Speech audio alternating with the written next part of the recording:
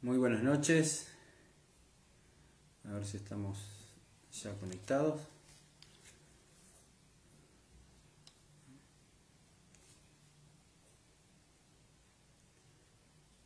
Esperando a ver si tenemos la señal ya en vivo.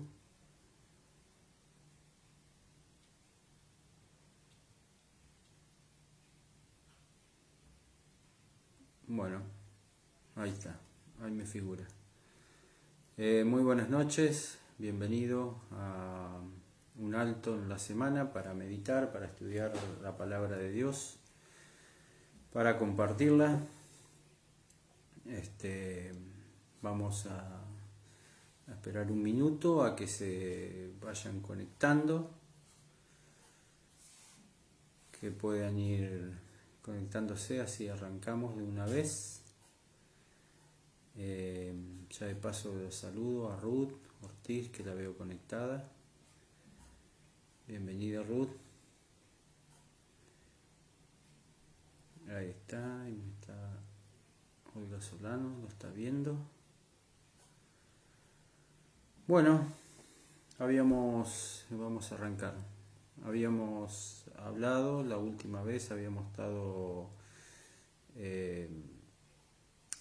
estudiando, repasando los textos de Apocalipsis, el significado de Apocalipsis, el propósito de Apocalipsis.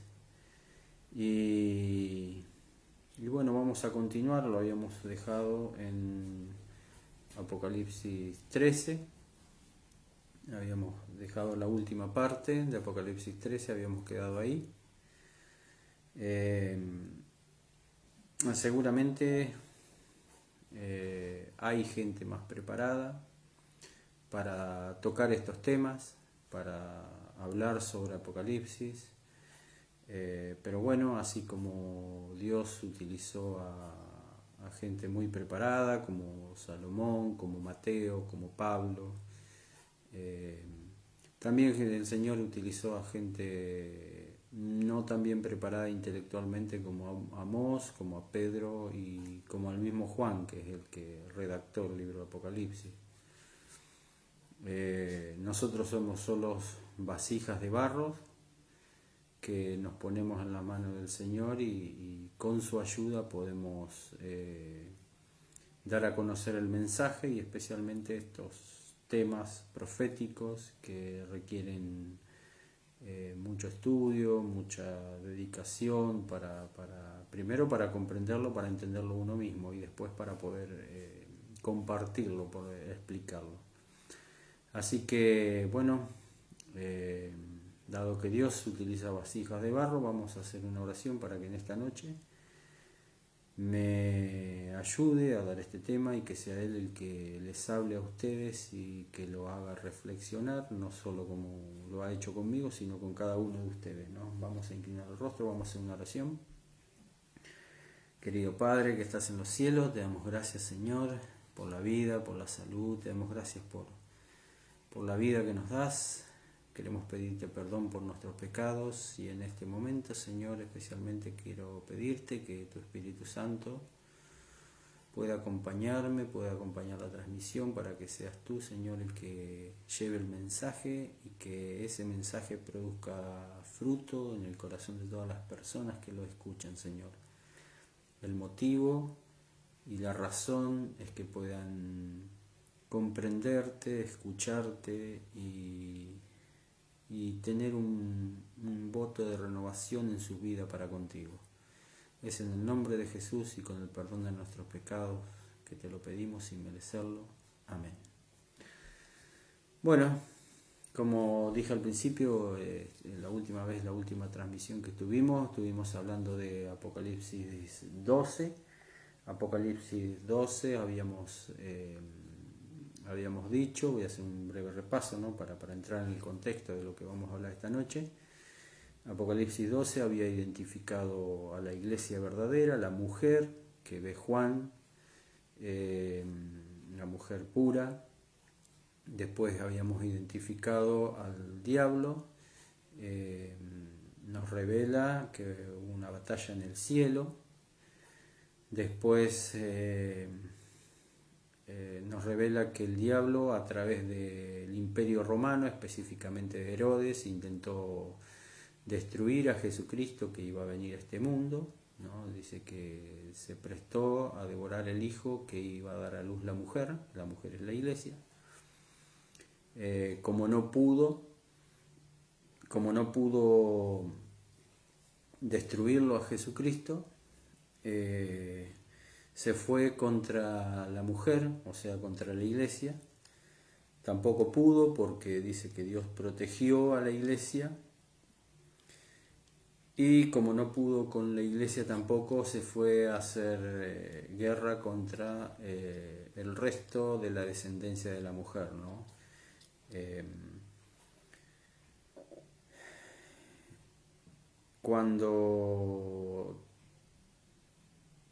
ahí cuando se fue a hacer guerra contra el resto de la descendencia de la mujer, destaca las características de la descendencia de la mujer, la descendencia de la iglesia, ¿no? Dice que entonces el dragón se hirió contra la mujer y fue a combatir al resto de sus hijos, los que guardan los mandamientos de Dios y tienen el testimonio de Jesús. A continuación venía Apocalipsis 13. Apocalipsis 13 nos revelaba las armas o los métodos, como más le guste llamarlo, los métodos que utiliza el enemigo o las herramientas que utiliza el enemigo para combatir al pueblo de Dios, ¿no? En este gran conflicto nos revela las herramientas que utiliza el enemigo. Y a continuación describe el surgimiento de la bestia que tenía 7 cabezas y 10 cuernos, que surge del mar, eso ya lo habíamos visto, ¿no? Y esta bestia que, da cierta característica, eso también ya lo vimos, ¿no? Y identificamos que era la Iglesia Católica Apostólica Romana, ¿no? Que era el papado. En versículo 13:4 dice: y adoró al dragón, que había dado autoridad a la bestia, y adoraron a la bestia diciendo: ¿quién es como la bestia y quién podrá luchar contra ella? ¿No? La bestia había recibido autoridad del dragón, que el dragón a su vez maneja la bestia de Apocalipsis 13 y también maneja... Ahí se cortó. Se había cortado. Habíamos dicho que la bestia representaba el poder papal, ¿no? La Iglesia Católica Apostólica Romana, y había recibido autoridad de el Imperio Romano. La bestia de Apocalipsis 13 es el cuerno pequeño de Daniel 7:25. A continuación da las mismas características del cuerno pequeño en Daniel 7:25, la misma característica la encontramos en Apocalipsis 13, ¿no? Dice que persiguió al pueblo de Dios, dice que recibe autoridad para obrar durante 42 meses, ¿no? Esos 42 meses son 1260 años también, eso ya lo vimos, que abarcó del 538 después de Cristo hasta 1798, ¿no? Son exactamente 1260 días o años, ¿no? Este periodo fue donde la bestia, el papado, la faceta religiosa, vamos a decir, de esta bestia ejerció autoridad y dominio. Y también dice que abrió su boca en blasfemias contra Dios, ¿no? Para blasfemar su nombre, su santuario y los que moran en el cielo. Y también se le permitió combatir a los santos y vencerlos. Pero esta bestia también nos describe que recibe una herida mortal, ¿no? Que fue en 1798, cuando el general Berthier, el francés Berthier, entró en Roma y llevó preso en ese momento al papa que estaba reinando, ¿no? Lo llevó preso y después murió este papa. Y ahí fue la conclusión de los 1260 años profetizado, o 42 meses profetizado en la palabra de Dios. Después en 1929, mediante el Tratado de Letrán, se le devuelve al papado el poder que había perdido, ¿no? Se le da 44 hectáreas, donde hoy en día está establecido el Vaticano, el Estado del Vaticano. Bueno, eso lo habíamos visto. Y a continuación, después cuando finaliza este periodo de 1798, ¿no? La culminación de los 1260 días o años o 42 meses, como describe la palabra de Dios, vendría el surgimiento de otra bestia. Esta otra bestia, por las características que tenía, por el tiempo que surgió, y bueno, por las características que tenía esta bestia, la identificamos con los Estados Unidos de Norteamérica. No, los Estados Unidos de Norteamérica, no vamos a repasar de vuelta las características que ya nombré en la otra transmisión que di. Los Estados Unidos de Norteamérica dice que tenían, la palabra de Dios dice que hablará como, parece como cordero, pero después terminará hablando como dragón, ¿no? Y dice en el versículo 15, que ahí fue donde quedamos, que ahí di por finalizado la otra transmisión, y dije que hoy en la siguiente íbamos a continuar con este tema. Comienza, 13:15, se le permitió infundir aliento a la imagen de la primera bestia, ¿no? Recordemos que la segunda bestia, Estados Unidos de Norteamérica, iba a ser una imagen de la primera bestia, ¿no? O sea, iba a formar una organización. Esa profecía todavía no está cumplida o está en formación, no lo sabemos eso. Algunos dicen que es la OTAN, otros que es la ONU, otro la Organización Mundial de la Salud, pero hasta que no esté en completa actividad no vamos a poder identificarla más allá de conclusiones que podamos hacer, ¿no?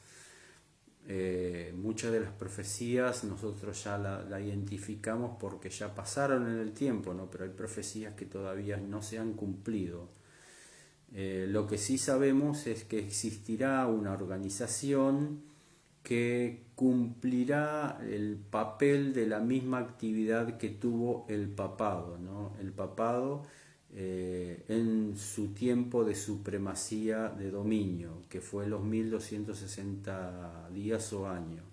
Bueno, dice que la segunda bestia hará una imagen del papado, hará una imagen de la Iglesia Católica Apostólica Romana, ¿no? Y esa imagen es la que empieza a describir ahora en 14 en adelante.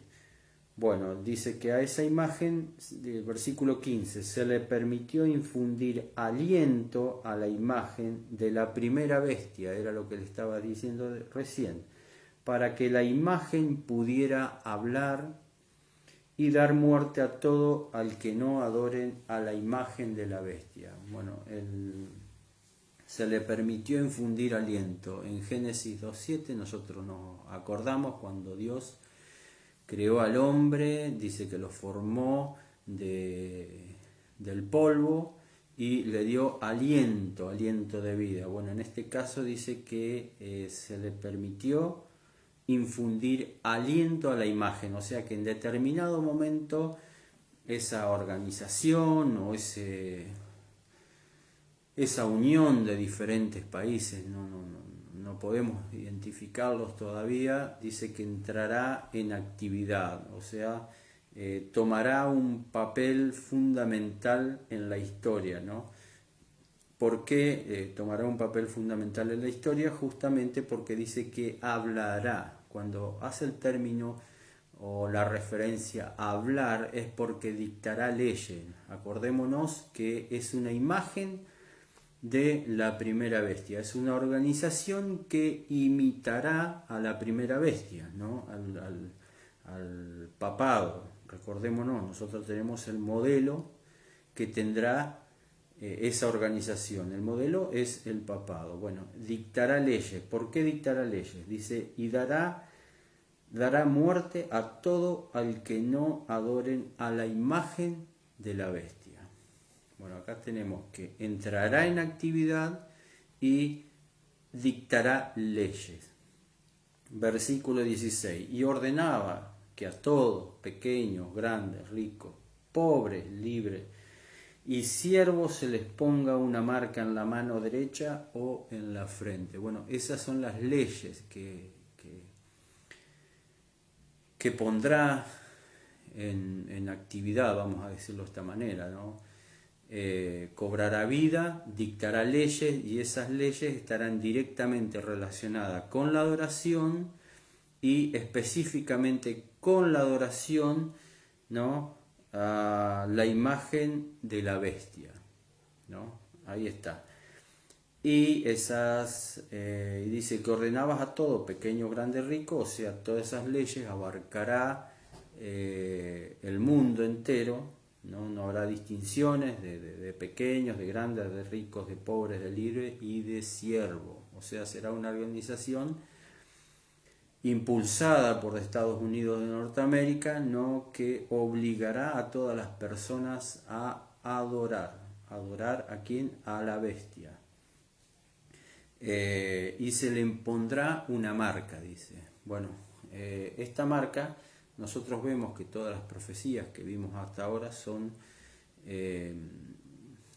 términos simbólicos que utiliza, ¿no? Muchos de los términos que utiliza para describir las cosas son simbólicos, ¿no? Una bestia, por ejemplo, ¿no? Una bestia y diferentes figuras son todos simbólicos, no son reales. Por lo tanto, la marca en la frente y en la mano tiene que ser algo simbólico, no puede ser real. ¿Por qué digo esto? Porque a través del tiempo se ha hecho muchas especulaciones. Por ejemplo, yo me acuerdo que en una época, seguramente ustedes se acordarán, en una época se decía que el código de barra de los alimentos que uno pasa por el supermercado, el código de barra que traen todos los productos que uno compra, el código de barra iba a ser la marca de la bestia del Apocalipsis. Después salió un comentario que las personas nos iban a introducir un chip y ese chip iba a ser la marca de la bestia. Después salió el tema de la pandemia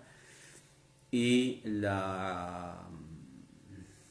remedio, lo voy a decir de esta manera porque ya una vez por hacer mención a este producto medio como que me sancionaron en el Facebook, el remedio que se implementó para dar solución a la enfermedad que ocasionaba esta pandemia, decían que también era la marca de la bestia. Por eso muchas personas no se querían aplicar ese remedio, ¿no? Bueno, la marca de la bestia nosotros debemos interpretar que es algo simbólico, no literal, ¿no? Por eso estoy presentando los ejemplos que se han hecho con respecto a la marca de la bestia, ¿no?, que tienen un propósito que desviar la real marca que llevarán los hijos de Dios y los hijos que no obedecen a Dios, porque en definitiva lo simbólico es la descripción que hace, pero lo literal de todo esto es que habrá una división en el mundo, sin distinción de países, sin distinción de raza. Habrá una división en cuanto a los que adoran a Dios y los que adoran a la bestia. Eso es lo literal, lo que realmente ocurrirá, que eso es en definitiva lo que nos está explicando acá, ¿no? Utiliza términos simbólicos, pero lo literal de esto es que habrá una división en cuanto a lo que adoran las personas. Pero entonces, tenemos que preguntarnos en qué consiste la marca, ¿no? En qué consiste, por más que se utilice un término simbólico, es algo que debemos prestar atención, ¿no? ¿Cuál es la distinción de los que adoran a la bestia y los que adoran a Dios? En griego, marca proviene de jaragma. Jaragma es el término griego, ¿no? Y también jaragma describe sello o impresión. Bueno, ¿cuál es este sello o impresión, ¿no?, que describe Apocalipsis? Para entender cuál es la marca que llevarán los que adoran a la bestia, debemos investigar un poco, por ejemplo, en Daniel 6.8, Daniel 6.8, si tienen su Biblia, lo vamos a ver así rápido. Daniel 6.8. Daniel 6.8, ahora confirma el edicto y fírmalo, para que no se pueda cambiar, conforme a la ley de Media y de Persia, que es irrevocable, ¿no? Acá se dictaba una ley y debía llevar una firma o un sello para que esa ley no sea revocada, o sea, no se pueda modificar, no se pueda cambiar. Vamos a ver Primera de Reyes 21. Primera de Reyes 21, 7 y 8. Dice, su esposa Jezabel le dijo, ¿no eres tú el rey de Israel? Levántate, come y alégrate. Yo te daré la viña de Nabot de Jezreel. Entonces ella escribió cartas en nombre de Acab, las selló con su anillo y las envió a los ancianos y principales que moraban en la ciudad de Nabot. No voy a explicar todo el contexto de todos estos textos que estoy leyendo. Lo que quiero destacar es que los documentos, para que tuvieran validez, para que sean irrevocables, debían llevar el sello o debían llevar la firma. Y Esther 3.12, vamos a buscar Esther Esther 3.12.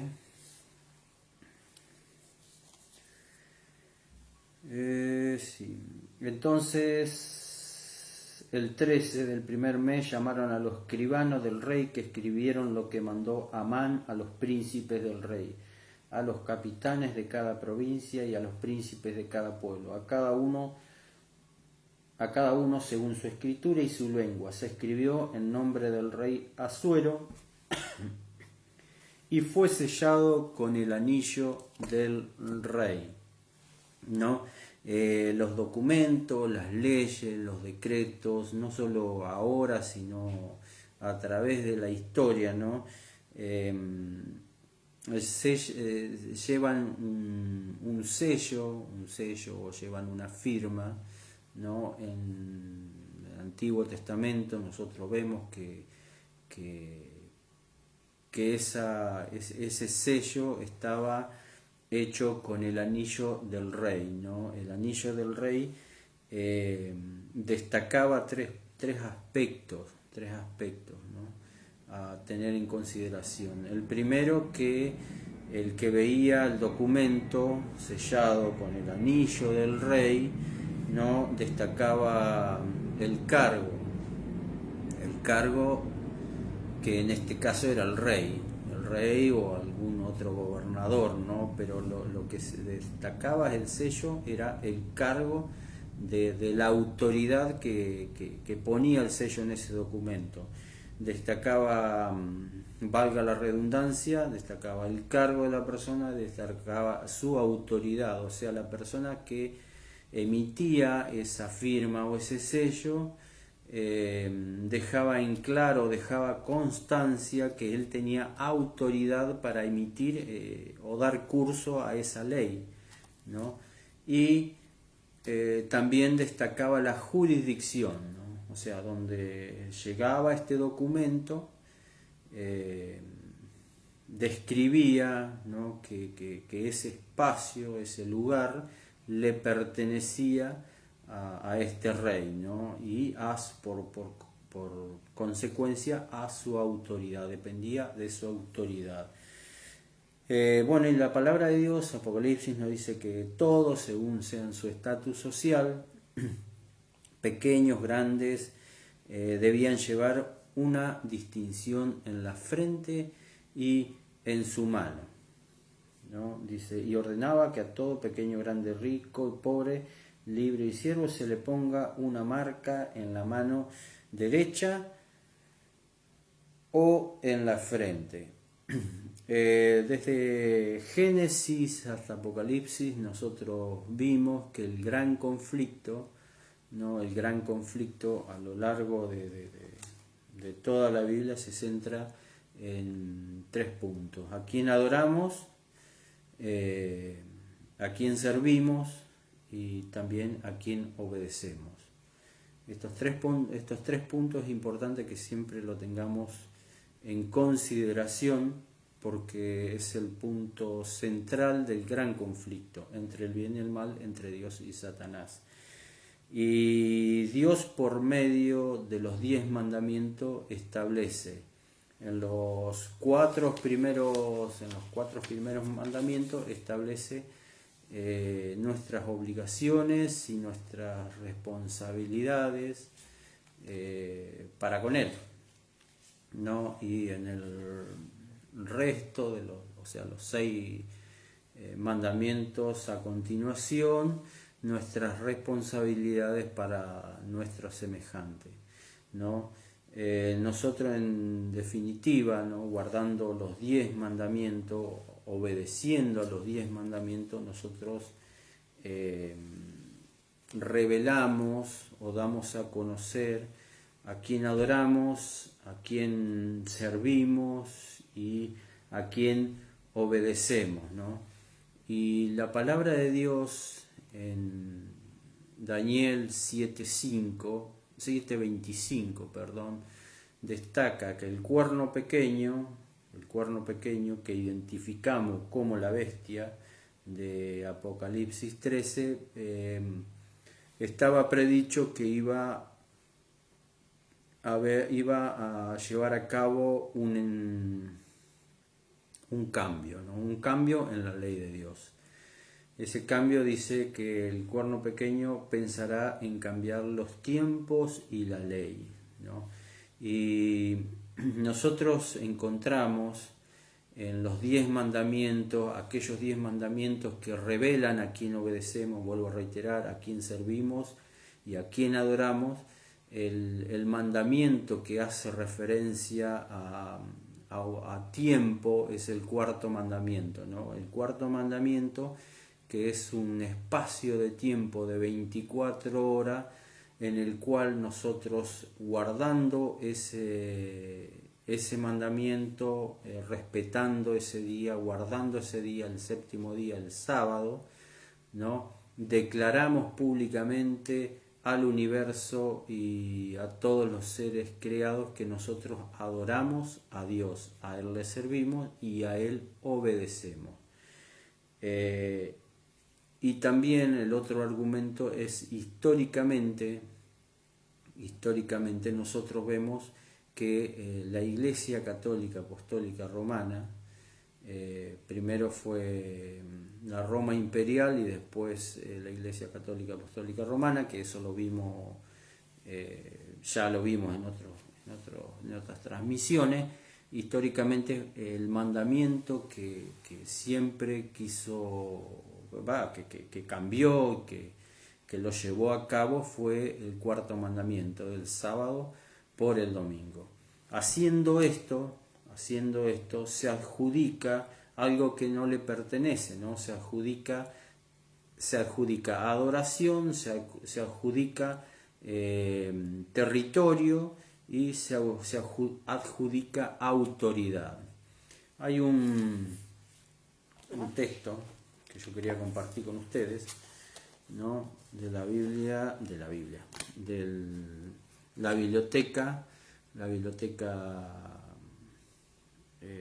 católica, que dice: el Papa tiene tanta autoridad y poder que puede modificar, explicar o interpretar aún las leyes divinas.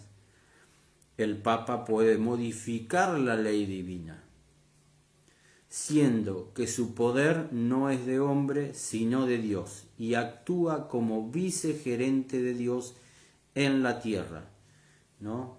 Papa Lucio Ferraris, Biblioteca Prompta del Vaticano, artículo 2. Este texto lo pueden encontrar porque está revelado en muchos lugares y si no me lo piden y yo se lo paso.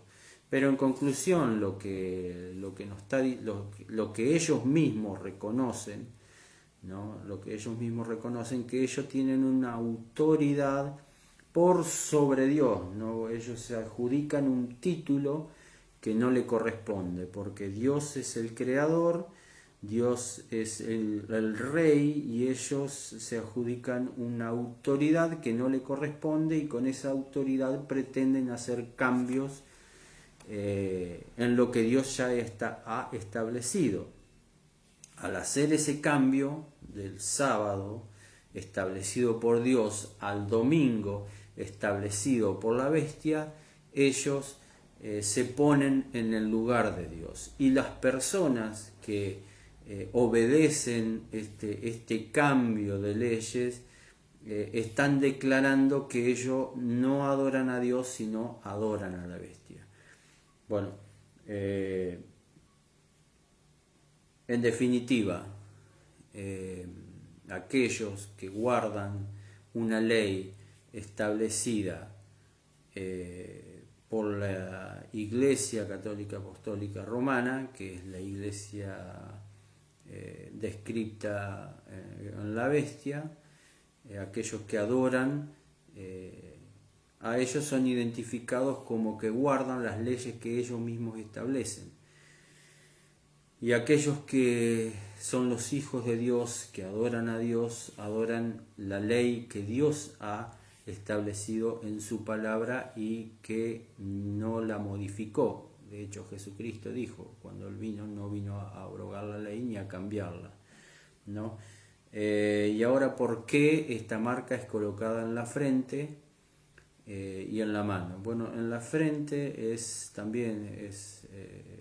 términos son simbólicos, ¿no? Pero tiene un significado. El hecho de que sea colocada en la frente es porque muchas personas, conociendo el cambio de la ley que ha hecho este poder eclesiástico, ¿no? Poniéndose en el lugar de Dios, adjudicándose con autoridad para cambiar leyes, ¿no? Aún conociendo esto, igual actuarán conforme a lo que ellos creen, ¿no? Y no a lo que Dios establece. O sea, ellos obedecerán esta ley conscientemente, ¿no? Por eso dice que la marca es colocada en su frente, porque ellos obedecerán conscientemente, aún sabiendo que es una ley hecha por hombres y no por Dios. Y en la mano, bueno, el texto bíblico dice, el versículo 17, y que ninguno pueda comprar ni vender, sino el que tenga la marca o el nombre de la bestia o el número de su nombre, ¿no? El hecho de que esté colocada en su mano, porque va a haber muchas personas que por conveniencia obedecerán estas leyes establecidas por hombres y no por Dios, ¿no? El hecho de que sean impedidos de realizar cualquier transacción comercial lo va a obligar a tomar una decisión. Bueno, habrá muchas personas que tomarán la decisión de desobedecer a Dios y obedecer a la bestia, ¿no? Porque para no ser impedidos de realizar alguna transacción comercial, o sea, pondrán por sobre Dios su bienestar económico, ¿no? Olvidándose que Dios en su palabra hace una promesa de que Él no permitirá que ninguno de sus hijos que son fieles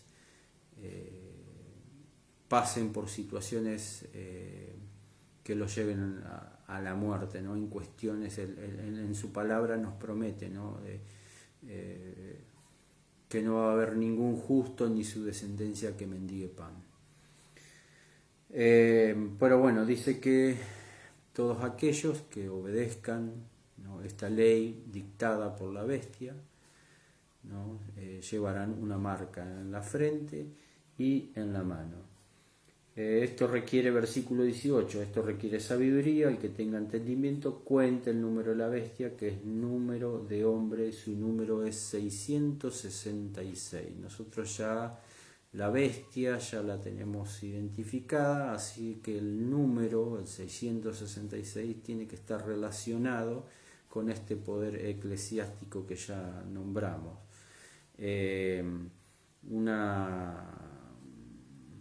Una publicación que se hizo después de la Reforma, que aún tiene vigencia, ¿no?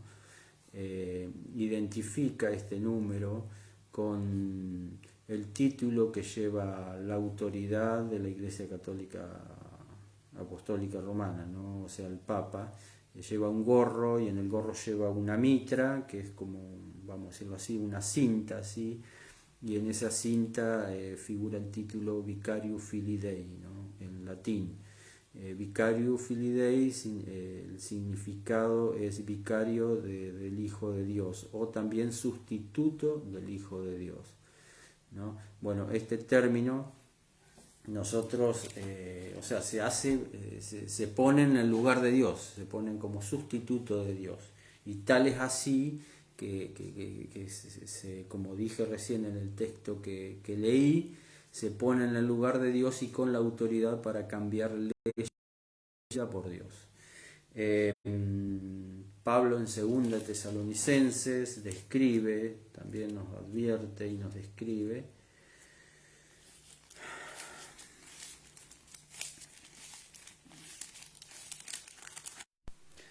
volvió la conexión, se había ido, disculpen. En 2 Tesalonicenses 2.4 dice que se opondrá y nadie os engañe en ninguna manera, porque ese día no vendrá sin que antes venga la apostasía y se manifieste el hombre de pecado, el hijo de perdición, que se opondrá y se exaltará contra todo lo que se llama Dios o que se adora, hasta sentarse en el templo de Dios como Dios, haciéndose pasar por Dios.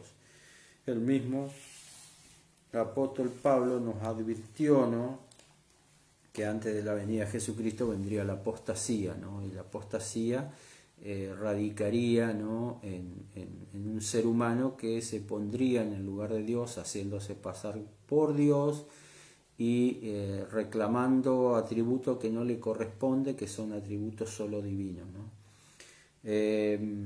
Capítulo 14 nos sigue describiendo.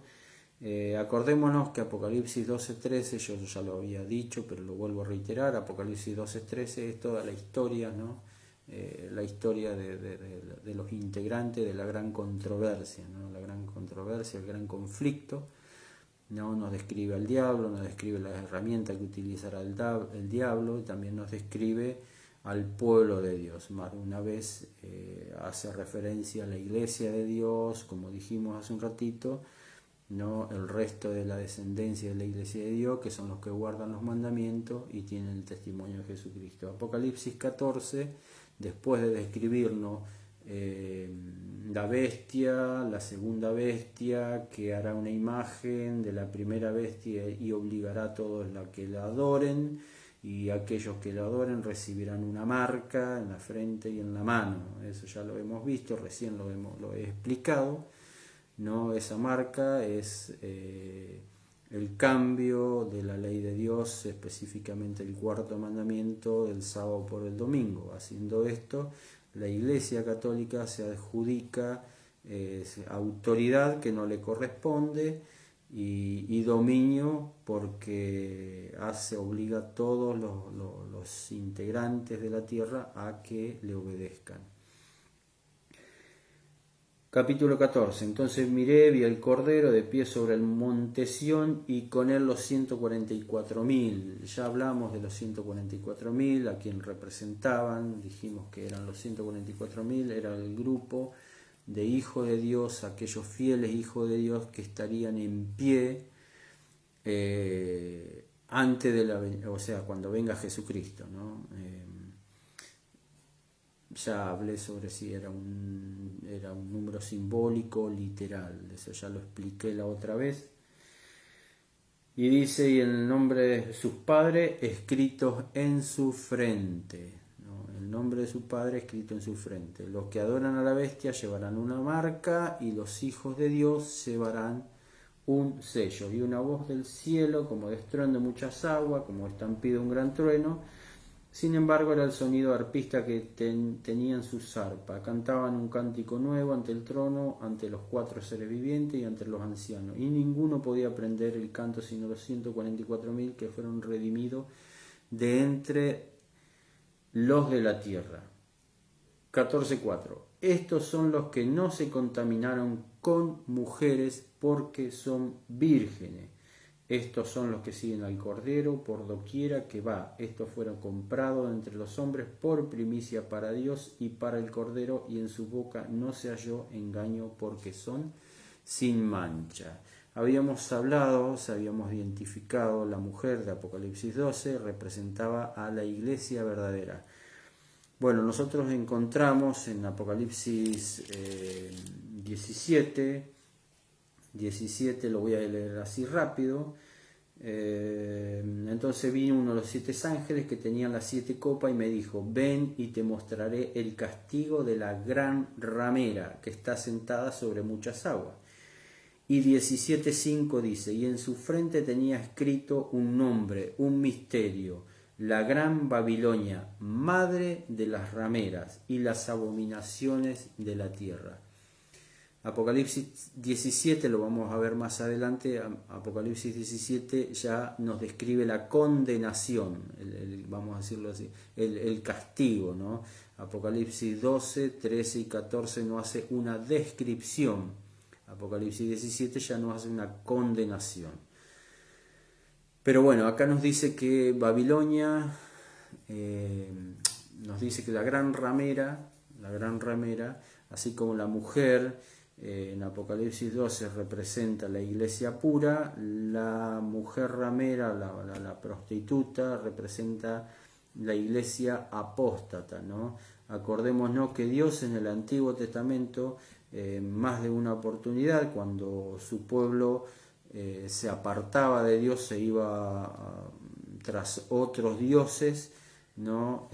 Dios acusaba a Israel de ser infiel, de ser adúltero, ¿no? Es un término muy utilizado, ¿no? Cuando hay relaciones ilícitas. Bueno, la gran ramera es un poder eclesiástico, ¿no? Que se ha corrompido, se ha apartado del verdadero evangelio. Pero este poder que se ha apartado, ¿no? Dice que tiene hijas. Esas hijas nosotros las identificamos como las iglesias protestantes. Se me corta, se está cortando internet. Estaba explicando que estas mujeres, ¿no? Que identificamos en Apocalipsis 14:4, dice que el pueblo de Dios no se contaminaron con mujeres, ¿no? Y estábamos viendo que en Apocalipsis 17 la gran ramera, que es identificada como el poder eclesiástico que se apartó de la verdad, no tiene hijas, por eso es llamada la gran ramera, madre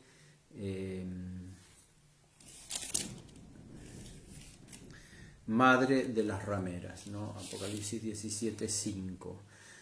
Estas hijas que tiene las rameras, nosotros las identificamos como las iglesias protestantes. Las iglesias protestantes, si bien se apartaron de la iglesia católica, se mantienen alineadas en cuanto a la doctrina de la iglesia católica. Por eso se dice que son hijas de la iglesia católica, ¿no? Estas son las mujeres descritas en Apocalipsis 14:4, ¿no?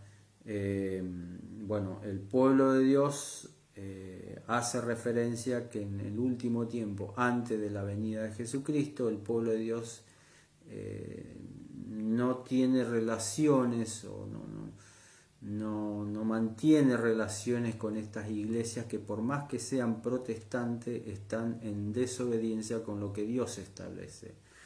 Nosotros eso lo vemos hoy en día cuando la máxima autoridad de la Iglesia Católica Apostólica Romana y desde el Juan Pablo II, desde Juan Pablo II hasta aquí vemos como la sucesión de papas siempre ha pregonado y ha llevado a cabo, ¿no?, el famoso ecumenismo, ¿no? El ecumenismo es la unión de diferentes credos religiosos con un mismo propósito.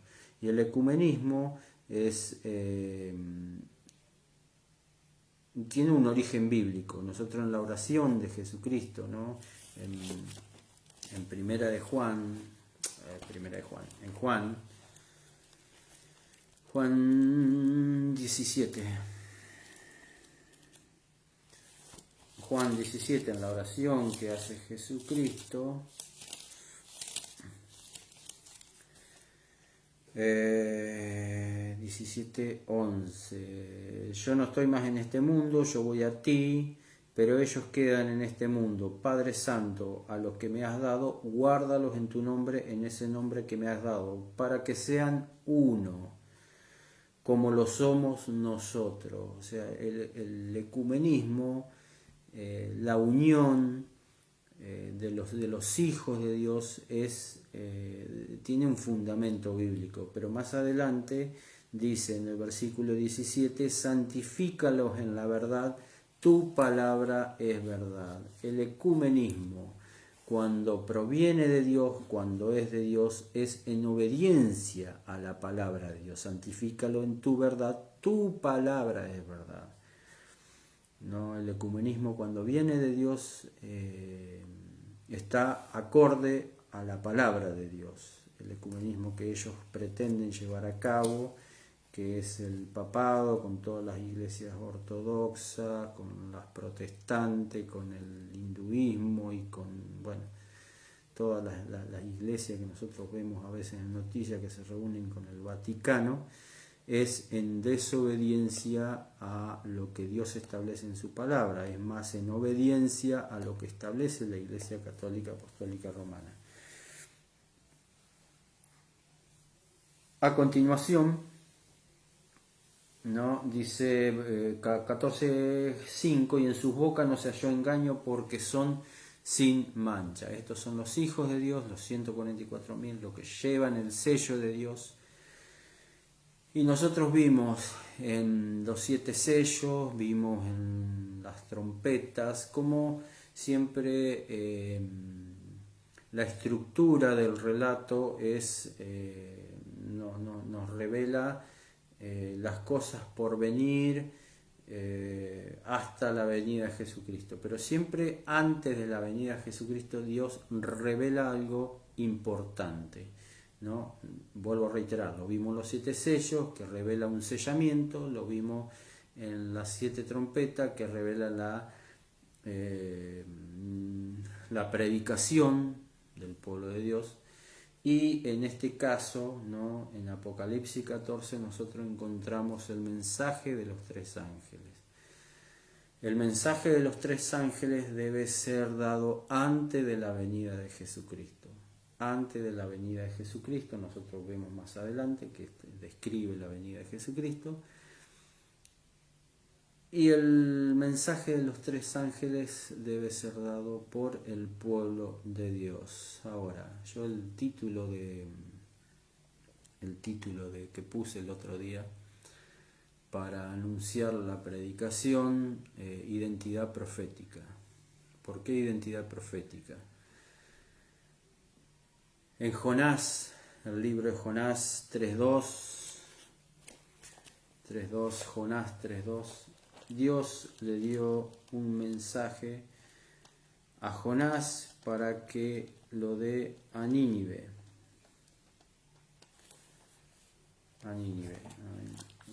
Cuando lo encuentro Jonás, a veces cuando quiero encontrar una Biblia lo encuentro rápido.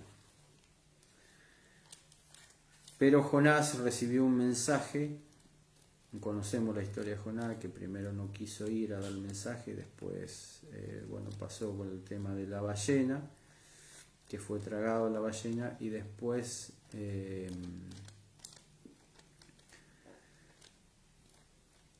Después fue a dar el mensaje.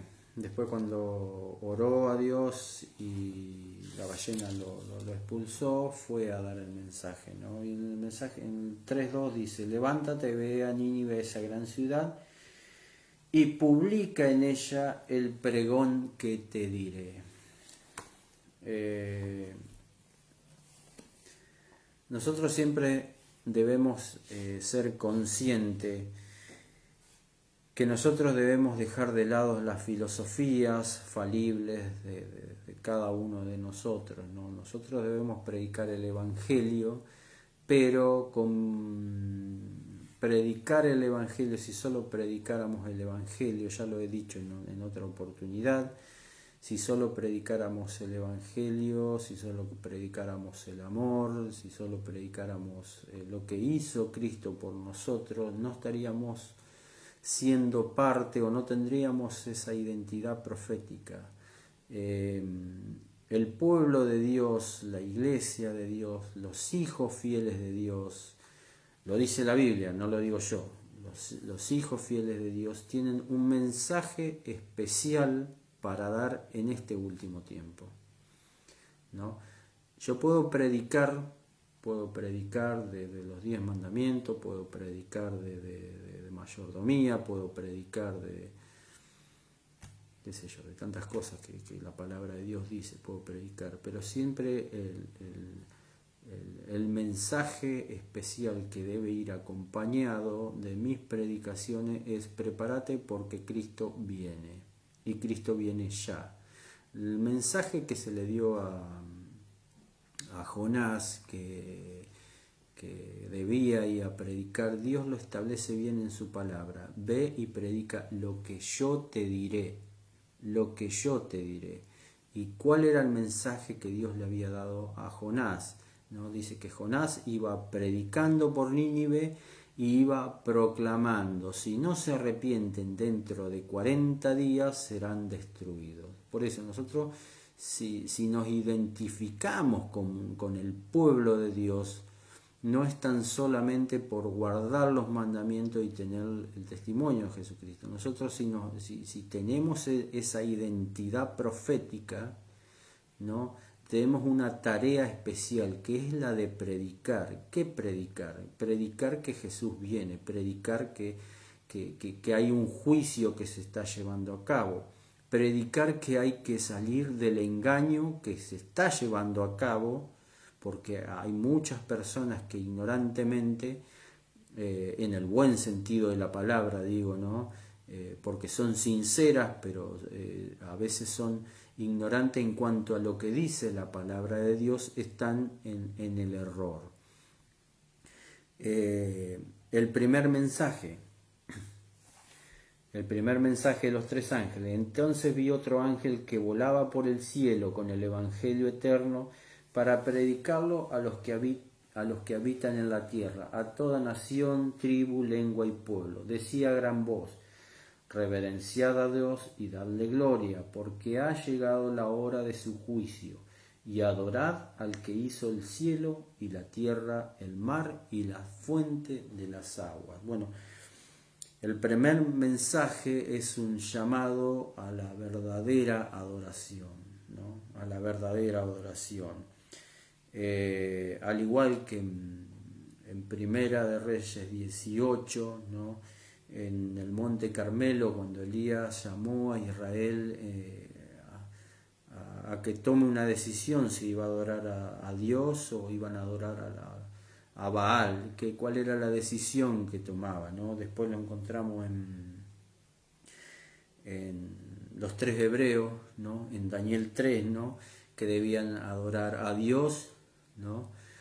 O adorar a la estatua. Bueno, el mensaje del primer ángel, el mensaje que nosotros debemos dar, que nosotros debemos proclamar en nuestras predicaciones, es preparar a los seres, a todos los seres humanos, porque no nos olvidemos que la marca de la bestia, como decía, iba a ser implementada a toda nación, tribu, lengua. Bueno, parece que el enemigo está interviniendo para que se me corte 2x3 internet. estaba diciendo que el mensaje del primer ángel es una invitación que debe hacer el pueblo de Dios a toda persona, ¿no? Para que haga una adoración correcta, ¿no? Adorar a quien corresponde ser adorado, ¿no? Adorar a Dios. El mensaje del segundo ángel, un segundo ángel lo siguió diciendo: ha caído la gran Babilonia, la que ha dado beber a todas las naciones del vino del furor de su fornicación. Bueno, cuando escribió el Apocalipsis, el apóstol Juan, ya la Babilonia literal, la ciudad de Babilonia ya estaba en ruina, ya prácticamente no existía. Entonces cobra relevancia el significado del término Babilonia. ¿Por qué hace referencia a Babilonia? Babilonia fue una ciudad, ¿no?, que fue fundada por Nimrod. Nimrod, eso lo encontramos en Génesis 10:10, y a través de la historia fue símbolo o un emblema de rebeldía, un emblema de incredulidad para con Dios de parte del ser humano. Después de que lo vemos a Babilonia, en Daniel, en Nabucodonosor también, que intentó que el pueblo de Dios no sirva más a Dios, ¿no? Pero bueno, ya conocemos la historia de Daniel y sus tres amigos, pero Babilonia siempre intentó que los hijos de Dios desobedecieran a Dios, ¿no? A tal punto, en más de una oportunidad, desafía la voluntad divina. Eso también lo vemos en Génesis 11, en Isaías 14. En Isaías 14 identifica a Lucifer como el rey de Babilonia, ¿no? Así como Dios utilizó al pueblo de Israel con un propósito, el diablo, a través de Lucifer, el diablo, Satanás, el dragón, a través de la historia, utilizó a Babilonia con un mismo propósito opuesto, ¿no? Entonces Israel siempre es identificado, el pueblo de Dios, y Babilonia identifica a aquellos que desobedecen la voluntad de Dios, ¿no? A través de la Biblia son símbolos de poderes antagónicos. Entonces, por lo tanto, cuando hace referencia a Babilonia, la palabra de Dios, Babilonia representa todos los movimientos religiosos, ¿no? Toda la oposición institucional unificada que se opone a Dios, ¿no? Y esto incluye no solo a la iglesia, digamos, católica, apostólica, romana, sino también a las iglesias protestantes, ¿no? Las iglesias protestantes que se oponen al poder de Dios y se oponen a Dios, ¿no? Y que en definitiva son manejadas por el enemigo. Por eso, cuando hace referencia a Babilonia, es el conjunto de poderes eclesiásticos, ¿no?, que están en oposición a Dios y a lo que Él dice.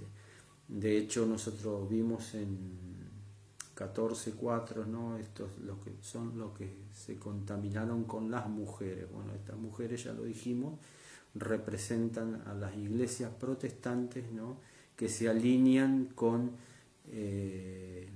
la iglesia católica, ¿no? Se alinean en cuanto a obedecer lo que dicta ella y no lo que dicta Dios, ¿no? De hecho, los hebreos en su idioma asociaban al nombre de Babilonia con confusión. Y dice que Babilonia, todos estos poderes, ¿no?, han hecho beber a todas las naciones del vino del furor de su fornicación. Hay otras traducciones que la palabra furor la traducen como pasión. En definitiva, terminaría diciendo a todas las naciones del vino de su fornicación apasionada, o sea, toda la confusión que tienen todos estos poderes protestantes, todos estos poderes eclesiásticos, ¿no?, que se alinean con la Iglesia Católica, toda esa apostasía tratan de llevarla a